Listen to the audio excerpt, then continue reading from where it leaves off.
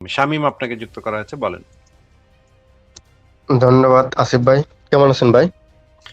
এই তো ভালো আছি, আশা করি আপনি ভালো। বলেন তাহলে।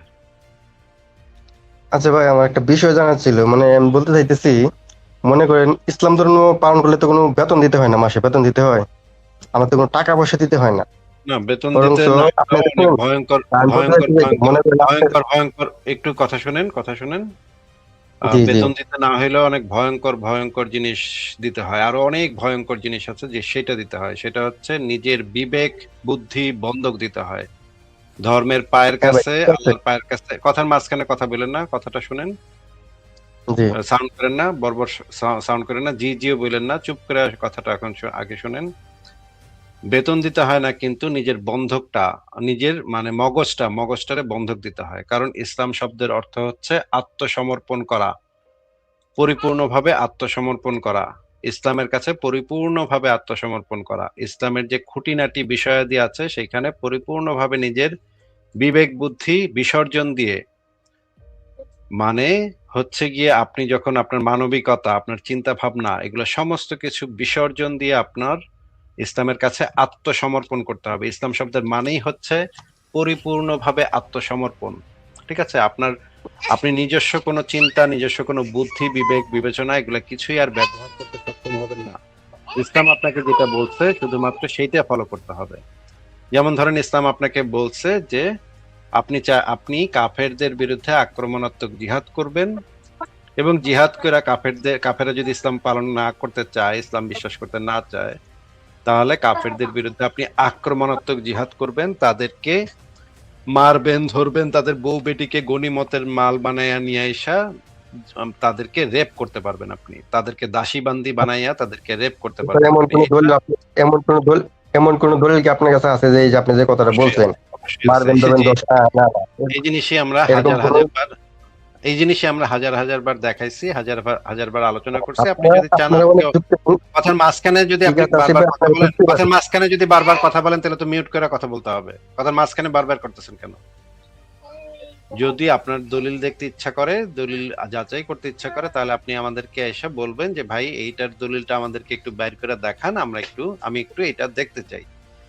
তখন আমি আপনাকে দলিল বের করে দেখাবো। আপনার পক্ষে যদি সম্ভব হয় এর থেকে ভালো দলিল বা এর থেকে উল্টা দলিল আপনি নিয়ে আসবেন। আপনার মুখের কথায় কোনো লাভ হবে না। আপনি আমাদের আলোচনাতে আসছেন, আলোচনাতে কথা বলতে আসছেন, আপনাকে স্বাগতম। কিন্তু আপনার মুখের কথা যে আপনি চাপার জোরে জিততে যাইবেন, এই চাপার জোর চালাইতে চাইলে এখানে আমরা একদম মানে ছেচ্চা মানে ভর্তা বানায় ফেলাই। হ্যাঁ, চাপার জোরে এটাই তো ভাই জিততে সমস্যা, চাইবেন না। আপনারা তো কথাই বলতে দেন না, মুসলিমদের আপনারা আচ্ছা, কথা এই যে বলতে দেন না, আপনারা আপনাকে মিউট আপনারা করে, আপনাকে এখন মিউট করে কথা বলতে হচ্ছে, কারণ আপনি কথার মাঝখানে বের করতেছেন। তো আপনাকে যেটা বলতেছিলাম যে আপনার ধর্ম আপনাকে শিখাইছে, আপনার নবী, আপনার যে ডাকাত নবী, মুরুদ ডাকাত বলে তাকে, এই ডাকাত নবী শিখাইছে যা কেউ যদি কোনো একটা গোত্র যদি ইসলাম ধর্ম কবুল না করে, ইসলাম ধর্ম মানতে না চায়, তাহলে তাদের বিরুদ্ধে আক্রমণাত্মক জিহাদ করতে হবে এবং তাদেরকে মারতে হবে এবং মরতে হবে। সূরা তওবার 111 নম্বর আয়াত, মারতে হবে এবং মরতে হবে, তারপরে তাদেরকে ইসলাম গ্রহণ করতে বাধ্য করতে হবে। তো আপনি বলছেন যে এটার দলিল কোথায়, এটার দলিল আপনি দেখতে চাইছেন। ঠিক আছে, তাহলে সেই দলিলগুলো আগে একটু বের করি আপনাকে দিয়ে। সেই দলিলগুলো আমরা একটু পড়াবো, আপনি একটু পড়ে আমাদেরকে শুনাইবেন সেই দলিলগুলোতে কি কি আছে। এই বিষয়ে সংশয়.com-এ একটা খুব সুন্দর লেখা আছে, সেই লেখাটার নাম হচ্ছে ইসলামী জিহাদের লক্ষ্য। হুম, শিরক নিশ্চিহ্ন না হওয়া পর্যন্ত কিয়ামত অবধি আক্রমণাত্মক জিহাদ কিতাল চালাতে হবে। এই লেখাটার ভিতরে আমি তাহলে প্রথমে একটা হাদিস দিয়ে শুরু করি। আপনি আস্তে আস্তে আমরা দেখবো যে এটার ভিতরে কি কি আছে। অনেক দলিল আছে এটার ভিতরে, হাজার হাজার দলিল আছে এটার ভিতরে। আমরা প্রথমে এই হাদিসটা, এটা একটা সহিহ হাদিস, এই হাদিসটা আগে একটু আমরা পড়ি। আপনি একটু আমাদেরকে এই হাদিসটা পড়ে শোনান, শামীম সাহেব। জি, ভালো করে দেখা যাচ্ছে না তো। আমি তো খুব সুন্দরভাবে দেখতে পাচ্ছি, আপনি কি ভালোভাবে দেখতে পাচ্ছেন? আচ্ছা, আরো একটু বড় করে দিই দেখি। ঠিক আছে, ঠিক আছে, আর একটু বড় করে দিলাম, এবার পড়েন। আসিফ ভাই, আসিফ ভাই না, এই যে এখানে কি লেখা আছে সেটা পড়েন। যতক্ষণ পর্যন্ত মানুষ লা ইলাহা ইল্লাল্লাহ না বলবে ততক্ষণ পর্যন্ত তাদের বিরুদ্ধে কিতাব করতে হবে, আমি তাদের আদেশপ্রাপ্ত হয়েছি। আবু হুরায়রা রাদিয়াল্লাহু হতে বর্ণিত, তিনি বলেন রাসূলুল্লাহ সাল্লাল্লাহু আলাইহি ওয়াসাল্লাম এর মৃত্যুর পর আবু বকর রাদিয়াল্লাহু যখন খলিফা নির্বাচিত হন, তখন আরবের কিছু সংখ্যক লোক কাফির হয়ে যায়। উমর ইবনু খাত্তাব রাদিয়াল্লাহু আবু বকর রাদিয়াল্লাহুকে বললেন, আপনি এদের বিরুদ্ধে কিতাব অস্ত্র ধারণ করবেন। অথচ রাসূলুল্লাহ সাল্লাল্লাহু আলাইহি ওয়াসাল্লাম বলেছেন, মানুষ যে পর্যন্ত না আল্লাহ ব্যতীত আর কোনো প্রভু নেই এই কথার স্বীকারোক্তি দিবে, সেই পর্যন্ত আমি তাদের বিরুদ্ধে যুদ্ধ করতে নির্দিষ্ট হয়েছি। আর যে ব্যক্তি বলল আল্লাহ ব্যতীত আর কোনো প্রভু নেই, সে আমার থেকে তার মাল ও রক্ত নিরাপদ করে নিল। তবে ইসলামের যুক্ত সম্পর্কে ভিন্ন কথা। হ্যাঁ, এই তো এই যে এখানে নিচে আছে, তবে ইসলামের এই ভিন্ন কথা, মানে এই হাদিসটা জাল, এখানে বোঝাচ্ছে হাদিসটা জাল। এই হাদিসটা জাল। এই হাদিসটা নিচের দিকে আমরা নামই দেখি তো এখানে কি লেখা আছে। এই হাদিসের মানটা একটু পড়েন তো ভাই। ভাই হাদিস আপনার, আমার কথা হলো ভাই, শুধু তো রাসূলুল্লাহ সাল্লাল্লাহু আলাইহি ওয়াসাল্লামের হাদিসের এই মানটা হাদিসগুলো আপনার আপনি পড়েন, তো বললেন ভালো ভালো আপনি যে তো কাজ বললেন করতে। আপনি তো বললেন হাদিসটা জাল। তাহলে এখানে না না, যে লেখা আছে, আপনাকে যেটা আমার কথা জিজ্ঞেস হলো উনি করতেছি, ভালো ভালো কাজ করতে। আপনি যদি কথার মাঝখানে কথা বলেন, অন্য জি জায়গায় জি কি বলেন। ভালো কাজ, অন্য কি ভালো কাজ করছেন না পায়খানা করছেন সেটা আমি জিজ্ঞেস করিনি তো এই মুহূর্তে। জিজ্ঞেস করছি এই হাদিসের নিচে লেখা হাদিসের মান সহি, আপনি বললেন এই হাদিসটা জাল। আপনি যে জাল বললেন সেই জালের দলিলটা এখন বের করে দেখান। যেহেতু আপনি একটা দাবি করছেন, সেহেতু দাবির নাসিব ভাই, সপক্ষে দলিল দেখান। অনেক সময় অনেক কিছু বের করা দলিল, যায়, আপনারা দলিল দেখেন, আমিও দলিল দেখেছি, আমারও বলে কথার অনেক সময় মাঝখানে বের কথা করা বলতে যায়, হবে ঠিক না। আছে। আচ্ছা ধর ছাগল কোথাকার, বলদ কোথাকার, আপনাকে জিজ্ঞেস করছি যে এটার দলিলটা আপনি বের করে দেখাবেন। আপনি যে জাল বললেন সেই জালের দলিলটা এখন বের করে দেখান। আপনি যে বলেছেন, আপনি একটা দাবি করেছেন, এই যে একটু আগে বলেছিলাম যে চাপার জোরে করতে আসলে, চাপার জোরে কথা কইতে গেলে গালের উপরে থাপ্পড় মাইরা আল্লাহর পাছার ভিতরে ঢুকাই দিমু। হুম, যদি আপনি চাপার জোর দেখাইতে চান এখানে আইসা, তাইলে আপনার গালের উপরে এমন একটা কষায় থাপ্পড় দিমু, আপনি একেবারে আল্লাহর পাছার ভিতরে গিয়ে ঢুকবেন। ঠিক আছে? আপনাকে ভদ্রভাবে জিজ্ঞেস করা হচ্ছে, আপনি বলছেন এই হাদিসটা নাকি জাল হাদিস। আপনি এই জাল হাদিস হওয়ার প্রমাণটা আমাদেরকে উপস্থাপন করেন। কোন দলিলে পাইছেন এই হাদিসটা জাল, বলেন।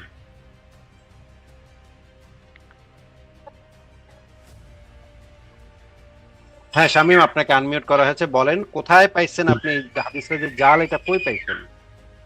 না, আমি শুধু এটাই বলতে চাইতেছি, আপনারা শুধু না উনি না, যে আপনি কি কি বলতে করছেন চাইছেন, এগুলা আপনি করেন, কি উনি তো বলতে ভালো কাজ চাইতেছেন, করছে। আপনি কি বলতে চাইছেন সেটা আমি জানতে চাচ্ছি না। আপনি বলেছেন যে এই হাদিসটা জাল। তাহলে এই হাদিসটা জাল যে, কোন মুহাদ্দিস বলেছে যে এই হাদিসটা জাল? কারণ এই হাদিসটা তো বুখারী মুসলিমের হাদিস, এটা তো জাল হওয়া সম্ভব না। আচ্ছা, আপনি এখানে বলেছেন জাল বা জাল। সঠিক, আমি আচ্ছা আমি ধরে নিলাম আপনাদের এটা সঠিক, ঠিক আছে, কিন্তু আমার প্রশ্ন হলো আপনারা তো দলিল, কোনো ধর্মে দলিল বিশ্বাস না, করেন। দলিল ছাড়া আপনি কেন বললেন যে এই হাদিসটা জাল? দলিল অবশ্যই অবশ্যই দলিল আছে, দলিল নাই কেন? দলিল তাহলে আমার বাড়িতে দলিলটা তো দলিল দেখান। নিয়ে আমি আসলে আমার তাহলে সময় দলিলটা লাগবে, দেখান। আমার সময় লাগবে, তাহলে দলিলটা আমি দেখান। দলিল নিয়ে তাহলে আসি না। আপনি আপনি কোথায় পড়ছেন, কোন বইতে পড়ছেন এই হাদিসটা জাল? কোন বইতে কি আপনি জীবনে পড়ছেন আমি এই তো হাদিসটা আগে? আমি আমি এই বিষয়ে তর্ক করতে না, আমি শুধু একটা আপনি জিনিস এই আপনাকে জানাই হাদিসটা যে শুনুন তর্কই তো আসিফ আমরা ভাই। করতেছি, তর্কই করতেছি। আপনি যে বললেন এই না, হাদিসটা জাল, এটা কোন বইতে পড়ছেন যে এই হাদিসটা জাল? আপনারা এরকম অনেক অনেক বইতে আছে, অনেক হাদিস জাল, অনেক আচ্ছা হুজুররা, সেই অনেক কোন বড় বড় বইতে, কোন বক্তারা জাল বইতে হাদিস আপনি বলে। কোন, আপনি কোন বইতে পড়ছেন যে এই হাদিসটা জাল? আমি এটা বলতেছি নিশ্চয়ই আপনি কোনো না কোনো অনেক বইতে পড়ছেন। অনেক বড় বড় বক্তারাও জাল হাদিস দিয়ে ধরা খাইছে, আরে এরকম আছে বড় অনেক বড় বড় বক্তা জাল বক্তা। হাদিস দিয়ে ধরা খাও কি না খাক, তা দিয়ে তো এই হাদিসটা জাল হয় না। আপনি তাহলে কিভাবে জানলেন? আপনি তো ভাই জীবনে প্রথম এই হাদিসটা দেখলেন নাস্তিকের লাইভে আইসা। আপনি তো জীবনে এই হাদিস হ্যাঁ হ্যাঁ পড়েনও নাই। অবশ্যই, তাইলে অবশ্যই আমি আপনি হাদিস কিভাবে একটু প্রয়োগ জানলেন যে, করছি, কিন্তু আমি কিন্তু আপনি জানি যে এই হাদিস জীবনে পড়েন নাই সেই হাদিসটা যে জাল, এটা আপনি বুঝলেন কেমনে? এটা স্পষ্ট বোঝা যাইতেছে, কারণ আমি শুনেন, আপনি মনে হয় একটা বই আচ্ছা, লিখছেন আপনার নিজের হাদিস, নামে, সেখানে কি হাদিস আপনি জাল আপনার বদনাম হওয়ার, লিখবেন? হাদিস জাল হওয়ার মানে ইয়া হইতেছে আপনি স্পষ্ট দেখলেই বুঝে ফেলেন। একটা হাদিস দেখলে আপনি বুঝে ফেলেন যে এটা হাদিসটা সহি নাকি জাল, এটা আপনি হাদিসটা দেখলেই বুঝে ফেলেন। আপনি এত বড় মুহাদ্দিস হইছেন ভাই। না না, মুহাদ্দিস তো আপনারা, আপনারা মুহাদ্দিস, আপনারা জ্ঞানী, এটা তো আমি আপনি যে স্বীকার করছি, জাল আপনারা বললেন জ্ঞানী। সেই জাল তাইলে আপনি বুঝলেন কেমনে যে এই হাদিসটা জাল? এটার সপক্ষে দলিল কোথায়? আচ্ছা আসিফ, আপনি কি অন্য ধর্ম নিয়ে কথা বলতে কি ভয় পান নাকি? এই যে কই, আমি তো বলদ দেখতেছি না গুলা, অন্য এই ধর্ম যে নিয়ে। এই যে চুনাহাগা বলদ গুলা দেখেন, এই চুনাহাগা বলদ গুলা দেখেন, এই চুনাহাগা বলদ গুলা এক একটা আসে, হ্যাঁ এক একটা আসে, কি পরিমাণ যে বলদ, দেখি মুখটা, দেখি মুখটা, ক্যামেরা নিচে করেন, ক্যামেরা নিচে করেন। চুনাহাগা বলদ মানে অশিক্ষিত মূর্খ গুয়ার এই বলদ গুলা যে কই থেকে ভাই উইঠা আসে। একটা হাদিস দেখা বলতেছে জাল, এই হাদিসটা তো জাল। তা আমি বললাম যে জাল যে মানে ছাগলের বাচ্চা, বলদের বাচ্চা বলদ, এটা যে জাল হাদিস, তাহলে এটা দলিল দে যে এটা যে জাল। আর দলিল আমি তো দেখেই বোঝেন যায় এটা জাল, এটা তো দেখে দেখে আমি বুঝালাইছি এটা জাল।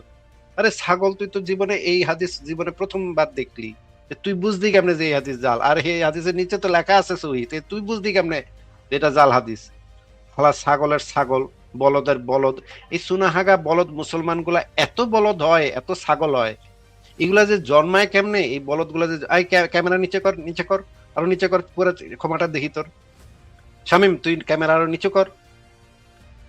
এই যে বলছিলাম না শুরুতে, যে তুই যদি চাপার উপরে দেয়া জিততে চাস, চাপার উপরে দেওয়া কথা কস, তাহলে তো মানে ভর্তা বানাবালাম। ছাগল বলদ কোথাকার, সুনাহাগা বলদ, অশিক্ষিত মূর্খ গোয়ার, বর্বর, মানে লুচ্চা নবী মোহাম্মদের মানে উম্মত, এক একটা ছাগল হইছিস তোরা, বলদের বাচ্চা বলদ। তুই হাদিস দেখি তুই বুঝালাস যে এটা জাল, বলদ কোথাকার, মানে অশিক্ষিত গোয়ার, তোদের কোনো ইয়া নাই, মানে মাথায় কোনো গিলু নাই রে বলদ। তুই জাল কইলি, তুই জালের রেফারে দলিল দে, তাহলে যা, তোরে আমি আবার কথা বলতে দিমু। তুই জালের দলিল যদি না দিতে পারিস, তাহলে তুই কানে ধরে উঠবস করবি, কানে ধরে উঠবস করলে তোরে এরপরে আমি কথা বলতে দিমু। তুই এখন কোনটা করবি ক? তুই কি জাল যে কইলি সেই জালের তুই দলিল দিতে পারবি? আর যদি দলিল দিতে না পারস, তাহলে তোর সাথে কথা বলবো, তোর কথাও শুনবো, কিন্তু তোর কানে ধরে উঠবস করতে হবে ক্যামেরা অন করে। তুই কি কানে ধরে উঠবস করবি কিনা ক? আমি হাদিস সম্পর্কে কোনো কথা বলতে চাই না, ঠিক আছে? তুই তাহলে হাদিস দেখতে চাইছিস কেন বলদ কোথাকার? দলিল দেখতে চাইছিস কেন? তুই হাদিস নিয়ে কথা কইতে চাস না, তুই দলিল দেখতে চাইছিস কেন? বলদের বাচ্চা কোথাকার ছাগল, তুই মানে দলিল বুঝস কি? অশিক্ষিত মূর্খ গোয়ার, মানে লুচ্চা, অশিক্ষিত। তোদের নবীও ছিল একটা অশিক্ষিত মূর্খ গোয়ার, তোরা হইছস প্রত্যেকটা অশিক্ষিত মূর্খ গোয়ার। তুই কানে ধরে উঠবস করলে তোর সাথে কথা বলবো, কানে ধরে অভ্যাস না করলে তোর সাথে আর কোনো কথা নাই। হ্যাঁ, তুই বুঝছি, তুই হাদিস, তুই তো কোনো হাদিসই জীবনে পড়স নাই রে। তুই ছাগল কোথাকার, তুই ছাগলের বাচ্চা ছাগল, তুই তোর জীবনে কোনো হাদিসই পড়স নাই। তুই বুঝবি কেমনে কোন হাদিস সহি আর কোন হাদিস জাল? তোর তো এগুলো কোনো আইডিয়াও নাই। তোরা একটা হাদিস গ্রন্থের নাম কইলেও তুই কইতে পারবি না। বলদ কোথাকার, বলদের বাচ্চা বলদ, মানে তোর বাপ মায়ের জন্ম দিয়া তোরে ছাইড়া দিছে, তুই মানে ফ্যাফা করে ঘুরে বেড়াস।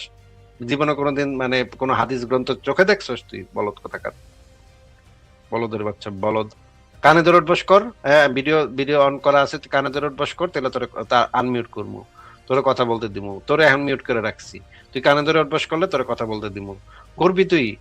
মাথা ঝুঁকায় ক, মাথা ঝুঁকায় হ্যাঁ অথবা না ক, মাথা ঘুরাইয়া হ্যাঁ অথবা না ক, তাহলে তোরে আমি কানে ধরে উঠবস কর। হ্যাঁ, কানে ধরে উঠবস কর। তুই হ্যাঁ করবি নাকি করবি না ক? তুই আগে ক যে তুই কানে ধরে উঠবস কর, 3 বার কানে ধরে উঠবস করবি, তাহলে তোরে কথা বলতে দিব। কর কর হ্যাঁ অথবা না ক, মাথা ঝুঁকাইয়া হ্যাঁ অথবা না ক। তোর কথা তো কেউ শুনতেছে না, তুই এগুলো এখন তোর কথা তোর মিউট করে রাখছি তো বলদ কোথাকার, তোর তো মিউট করে রাখছি, তোর কথা তো কেউ শুনতেছে না। তুই হ্যাঁ বা না ক যে কানে ধরে উঠবস করবি নাকি করবি না। বলদের বাচ্চা, দেখছেন ভাই, এক একটা মুমিন, এই চুনাহাগা মুহাম্মদের উম্মত গুলা এক একটা অশিক্ষিত, অশিক্ষিত মূর্খ গোয়ার। এগুলা হয় অশিক্ষিত মূর্খ গোয়ার। তুই উঠা বস, উঠা বস, বলদ বলদ কোথাকার, উঠা বস। শুয়ে রইছিস কে রে বলদ? কিভাবে ভদ্রভাবে কথা বলতে হয় সেটাও শিখস নাই তুই? বলদ, বলদের বাচ্চা বলদ। হাদিসটা জাল। তুই যে জীবনে কোনোদিন হাদিসের ধারে পাশ দিয়ে গেছিস রে বলদ? কি দিলাম, যা তোরা লাথি মেরে বের করে দিলাম, যা। বলদ কোথাকার, কি করতে আসে ভাই এগুলা, কেমনে যে জন্মায় এগুলা, এগুলার মানব জীবন মানে। আচ্ছা, পরের জনকে যুক্ত করি। কি একটা অবস্থা চিন্তা করেন।